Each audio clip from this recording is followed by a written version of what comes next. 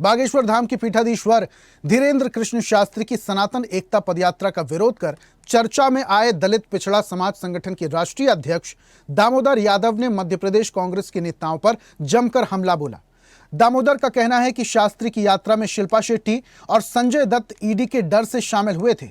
वहीं दामोदर यादव ने आगे भी बागेश्वर धाम के हिंदुत्व का विरोध करने की बात कही। देखिए साथियों, ऐसा है कि 4 दिन पहले मध्य प्रदेश में सिविल जज के परिणाम घोषित हुए 2022 की परीक्षा के, और 2022 के सिविल जज के परिणामों में कुल 191 पद होने के बाद भी सिर्फ 7 आरक्षित वर्ग के अभ्यर्थियों को सिलेक्ट किया गया।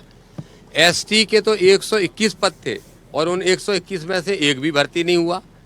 एससी के 18 पद थे, सिर्फ एक भर्ती हुआ।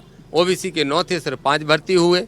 तो हमारा कहना यह है कि ये सरकार आरक्षण को समाप्त करने का षड्यंत्र रच रही है और विपक्ष मौन है। नेता प्रतिपक्ष खुद एसटी वर्ग से आते हैं और 121 में से एक भी भर्ती नहीं हो, फिर भी चुपचाप बैठे। जगदीश देवड़ा स्वयं डिप्टी सीएम जरूर हैं, लेकिन एससी वर्ग से आते हैं, वो भी चुपचाप बैठे हैं। तो इन दोनों को हम देखने जा रहे थे कि इनके मुंह पे ताला कौन सा लगा है, कौन सी कंपनी का है।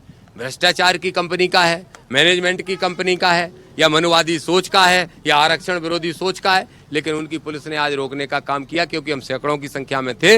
इसलिए हमने 3 मांगों के साथ अगले आंदोलन का ऐलान किया है। पहली हमारी मांग है कि इस परीक्षा को तत्काल निरस्त करें। दूसरी हमारी मांग है कि परीक्षा एमपीपीएससी से कराई जाए। और तीसरी हमारी मांग है कि जो कठिन नियम बनाए हैं उनको तुरंत बदल के एमपीपीएससी के नियम लागू किए जाए। 100% उमंग सिंगार की सांठगांठ नहीं है, तो उमंग सिंगार इस बात का जवाब दें। कहां गायब है उमंग सिंगार? विपक्ष के नेता बनाया। अगर इस प्रदेश की जनता ने कांग्रेस को मुख्य विपक्षी दल बनाया और उस पार्टी ने तुम्हें नेता प्रतिपक्ष बनाया, तो शर्म नहीं आती उमंग सिंगार को? जवाब देना चाहिए उमंग सिंगार को इस बात का। बात तो कई बार करते हो कि हम आदिवासियों के बहुत बड़े नेता हैं। अब जब आज ये पूरे मध्य प्रदेश के 2 करोड़ आदिवासियों के साथ अन्याय हो रहा है, तब कहां गायब है? कौन सी मजबूरी है? ये उमंग सिंगार को भी जवाब देना चाहिए। शिल्पा शेट्टी, संजय दत्त, राजपाल यादव, शिखर धवन जैसे लोग ईडी और सीबीआई की जांच के डर के मारे धीरेन्द्र शास्त्री के पास मदद मांगने आए थे, धर्म और आस्था के कारण नहीं आए। ऐसी ईडी सीडीओं की दम पे यात्राएं करने वाला कोई बाबा संत नहीं होना।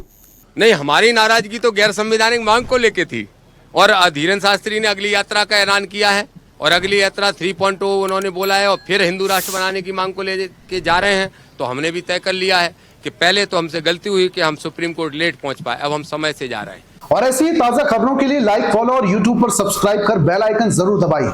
और हर अपडेट के लिए विजिट कीजिए स्वदेशलाइव.com।